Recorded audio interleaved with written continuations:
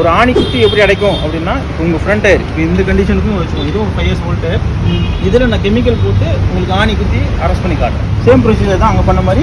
மவுத் பின்னை கழிச்சிட்டு காற்று எடுத்துட்டு கெமிக்கல் போடணும்.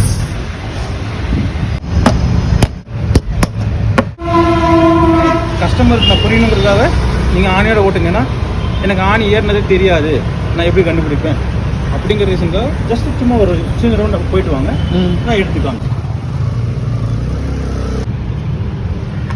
இப்படி வருது இல்லைங்களா, இப்படி தான் கெமிக்கல் வெளியே வரும். இப்படி வந்தால் தான் வேலை செய்யுதுன்னு அர்த்தம். ஒரு அட்லீஸ்ட் ஒரு 1/2 கிலோமீட்டர் போயிட்டு வாங்க, நிற்கும். எந்த ஏர் பபிளும் வராது நமக்கு. ஸோ எப்படி ஒர்க் ஆகுது உங்களுக்கு புரிஞ்சிருக்கும். ஸோ நான் இன்றைக்கி கொடுத்த டெஸ்ட் வந்து பார்த்தீங்கன்னா இருக்கிறதுலேயே மோசமான டயர் கண்டிஷனையும் நம்ம பொருள் வேலை செய்யும் அப்படிங்கிறத கொடுத்துருக்கோம். புதுசில் போட்டிங்கன்னா வித் வாரண்டி நம்மளால் கண்டிப்பாக கமிட் பண்ண முடியும்.